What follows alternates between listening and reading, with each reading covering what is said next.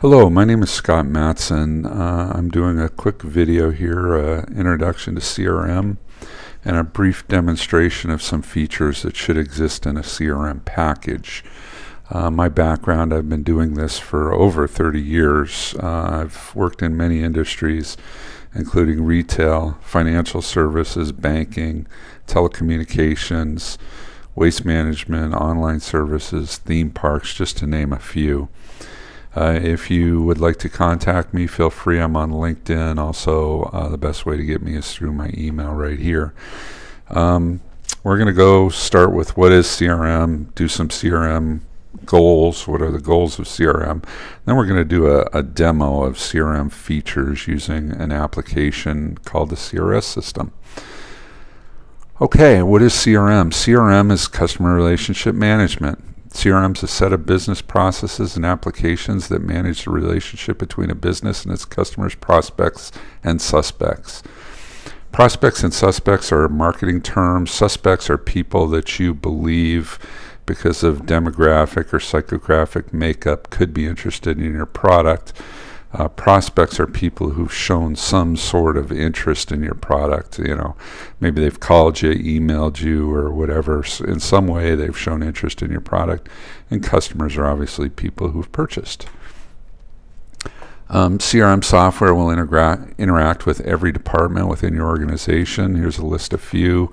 Especially marketing, sales, and customer service are very important cores to your organization, because they keep the people happy and keep the sales coming in. From an application point of view, CRM should be the single repository of knowledge about your suspects, prospects, and customers. Very important to have all your data consolidated in one place. I've seen big improvements, just by consolidating your data and putting it in one single source. I love this quote. CRM gives the customer the impression that they are visiting a local shop where a friendly seller greets them, knows their name and shopping habits. They know exactly what they've already purchased and what other products they might be interested in. That really defines what we're trying to do with CRM.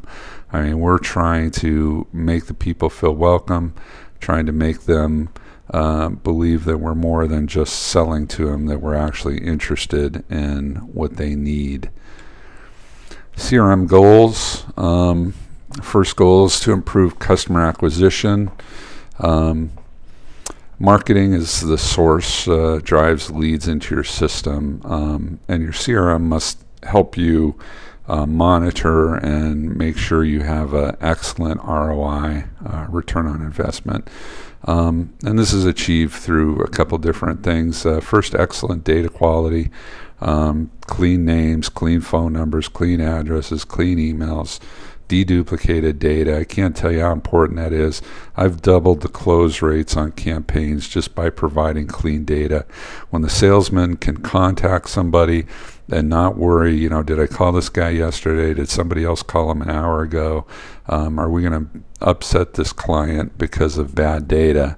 Or calling data that just doesn't work. When you eliminate all that and your salesmen are confident and they're just worried about contacting the people and closing their sales, big improvements you can see. Advanced campaign management, I'll demo a little later. Marketing, reporting, analysis. Without reporting and analysis, you can never know that your marketing's working. You have to know that, do creative tests, offer tests, message tests. All that needs to come from your CRM system. You need to be able to do that response analysis through a good campaign management system and good reporting. Sales departments responsible to close leads.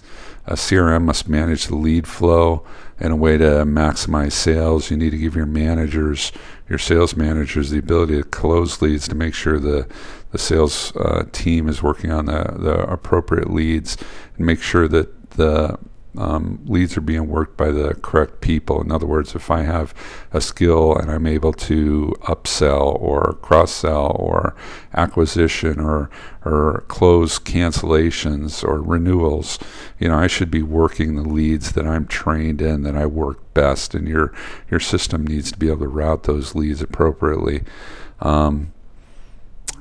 And as a result of all this is higher sales. Need to improve cross-sell, upsell, and retention. A lot of companies forget about data once they have it. They don't mine their data. Your CRM system must be the single source of data, must allow you to mine the data accurately. And by mining the data, you can send new leads to your sales team and increase your sales. If possible, your product structure must map your upsell path and also your cross-sells. If I own product A, what is my next likely purchase? Amazon does this better than anybody. You purchase a book on history and they, a couple of days later, give you an email of many, many books on history. Data mining, clean data, and automated campaigns will dramatically increase sales. Customer satisfaction, very important. The customer service module in the CRM system must give you the ability to track your customers' issues, route the issues to the appropriate people to fix the issue, follow up the issue to be sure they're resolved quickly, and follow up with the customer and make sure they're satisfied. The system should also generate reporting to management to enable them to see what kind of problems their customers are encountering so they can take the appropriate action to fix those issues. The result is improved brand loyalty and customer retention. Improved efficiency. Efficiency is achieved by integrated, intuitive, easy-to-use applications, automated campaigns, automated sales flow to the sales floor, and a single repository of customer information. Easy-to-use applications. A lot of CRMs out there overwhelm you with data, and they're just not easy to use. Also, the single source of data, very important to improve efficiency. And also in the campaign flow to your sales floor, you want to be sure the right people are working the right leads. Those people are trained to work those leads. They're doing the right thing. This results in higher costs and higher profits, or lower costs and higher profits. And as I've talked about several times, CRM must be the single source of data for your business. This will give you the data to efficiently mine your data, understand the strengths and weaknesses of your company, and react to changing marketing conditions. And once you understand your data, once you understand what your customers look like, it's easier to go out there and look for new leads, new sources of income. Some companies I've worked with, one company was almost 90% women purchased, and something we didn't expect when we looked at the type of business. And other companies are, 80, 90% male. You need to understand, you don't want to be marketing to teenagers when, it's white males who earn over $100,000 and own a home are the people who are buying your product. You need to know who's buying your product, and you need to look for more people like that, and data mining is a way to do that. This is just showing all the different departments that interact with the customer relationship system, including marketing.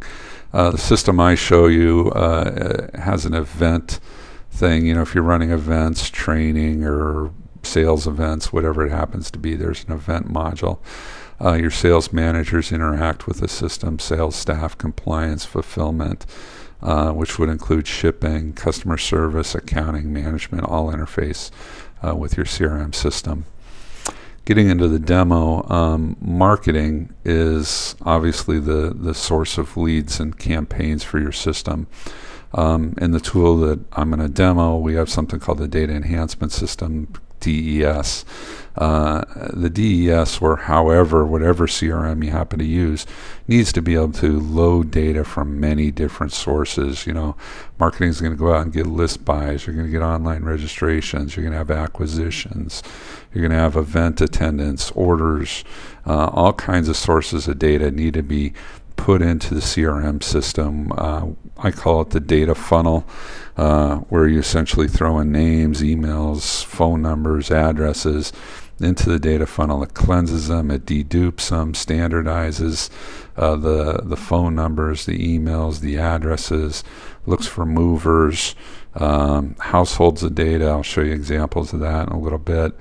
And also does compliance for Federal Trade Commission, FTC, do not mail, do not email, do not call, all the rules around do not call. Also vulgar identification and suppression, and jails and prisons. You don't want to market to someone registering from a jail or prison. Marketing also has a campaign management system. And this allows you to have triggered or ad hoc campaigns, and really leads into your reporting, which we've discussed before. Also, the system has to support segmentation, scoring, and models. I'm going to give you a quick demonstration of some of these things. This is our campaign management system. I'm going to bring up an upsell campaign here. This is an upsell campaign in our system. We control everything through a job number, which is essentially a campaign. Kind of links, different segments of a campaign together in a job. Channel in this case is telesales, and the type, this is an upsell campaign. Obviously there's a description. We track the creative and offer. With an offer expiration, most offers, almost all offers, have some sort of expiration. There's a drop date, which is essentially when the campaign kicks off. We have an analysis start and end date. Very important for automated reporting. You need to know when your analysis needs to start and when it ends for reporting. The tails of different campaigns vary depending on the campaign channel. Direct mail might have, might be measured in weeks or months, where email might be measured in days, and TV and radio will be measured in hours. And all those things you need to take into consideration when you're doing response analysis. Okay, I'm going to go on for a quick demo of some of the features of CRM system. I'm going to bring myself up here. I'm in here, down here. This is all demo data. I'll show you quickly householding. We click on the address button here. This is the household that I happen to have. I've got myself, Karen, and Helena in this household. I can flop back and forth between the different people in the household. Depending on who you're trying to contact, you can actually come out here and find out a lot of information about the household and make sure you're contacting the right person. Once you've decided who you're contacting here, you got a call history. This is every time I've been contacted. I was contacted twice on a win-back campaign. I got a busy signal and no answer, so you have the outcome of the call. Also have complete contact history. This would include direct mail, email, phone, registrations, anything, exchange of information coming and going back and forth to this client or the prospect would be contained in the contact history. Also attendance history. In this case, I haven't attended anything, but if I did, it would show what events I attended. Comment tracking. Comment type is really, I'm actually going to change this in this application. It's going to be department, and you could actually look at, comments from customer service or sales or marketing, and you could actually look at the different comments or view them all together. And it kind of gives you a good understanding of what's going on with this customer. Tickets. These are customer service tickets. These are complaints or any issues that you need to track with this individual. I'm going to just create a ticket real quick here. I'm going to create access to site denied, and I'm going to say forgot password, and I'm going to take a priority 1, and I'm going to follow up on it, and I'm going to make it an open issue, and I'm going to assign it to myself, and I'm going to say please reset password. and then I'll save this. And so this is recorded against this individual because I signed it to myself. Any second now I'm going to get an email that tells me that this has been assigned to me, and I get an email. Here's the ticket number. It's open, assigned by, or is created by me. Here's a category: access to site denied, forgot password, please reset the password, priority 1. So I can take action on that. When I close the call, emails will also go out saying that, you know, the call has been closed, or the issue has been closed, and that's the end of that process. Go quickly into order entry. I'm not going to talk too much about order entry other than the fact that, you know, it's the single view of the customer. You can view everything about the order right here. Briefly, I'll talk about payments. I'm an admin, so I have more authority, but this data should be encrypted in your system. We use AES 256, which has not been broken to my knowledge. You know, we encrypt all the credit card information, and it would show up as stars here, you know, if I happen to be viewing this, so there would be no security leaks there. Also, depending on my security, again, I'm an admin, so I see all this. But, you know, the salesperson, whoever's taking the order, might be able to tag the order as complete, which is the current status. If I'm a manager, I could come in and tag it as manager approved, or compliance could come in and put it as compliance approved, and which would mean it would be ready at that point for closing for accounting and closing that sale. Real briefly, you know, you've got do not contact information in case the client asks not to be contacted. Just click this. Right now it's before 8 a.m. in the morning. Federal Trade Commission says I cannot call anyone until after 8 a.m. in the morning, so my call buttons are not displayed here. And this is also showing me the time zone that this person happens to be in here. So in 7 minutes, or a little less than that because I've been talking, the call buttons will show up here, and I can contact this individual. Let's go briefly through, let's come back. Let's come back here. I was just kind of hoping that it was 8 a.m. and it's not yet. I still got a couple minutes. Let's go back through the Salesforce workflow.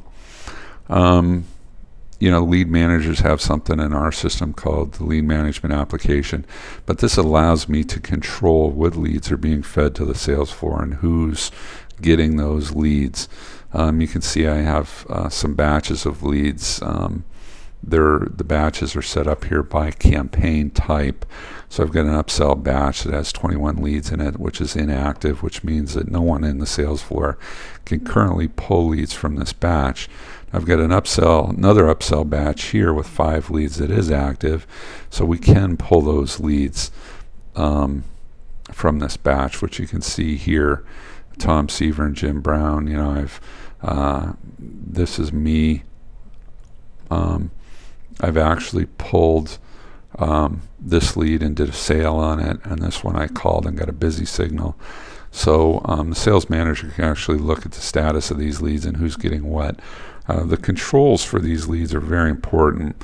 One thing you don't want to do is set up this batch of leads and have, you know, a junior salesman show up early and pull all the leads from this batch and you know, essentially waste the leads. So we have all kinds of limits and controls on these things. Number one, leads are only fed to people who have the skills to work the leads. Let me show you that briefly. Come in here and pull myself up. Here are the skills that I have. I have an upsell and renewal and cancellation skill. For upsells, I'm able to pull 45 leads. For renewals, 10, and cancellations, 5. So that could mean that I'm, you know, very good at doing upsells and maybe learning cancellations, because I'm only able to pull 5 of those leads and have them open in my sales book at a time. I also have a maximum amount of leads here that I'm able to have in my sales book at all. If I hit that maximum, I have to work those leads and get them out of my sales book. There's also the priorities of your campaigns, which ones hits the sales for first, perhaps location. Maybe I only work leads in a certain region. I get maximum leads by campaign and maximum open leads by a salesman, which I've showed you here. So I would come into my sales book here, and this would be where a salesman would work most of their time. I can do a get new lead. I don't know if, see, there's no leads available. But if there was a lead available, I would pull that lead. These yellow ones are leads that I've worked, and they're past the time that I'm supposed to call back. So let's contact Jim Brown, great running back from the Browns.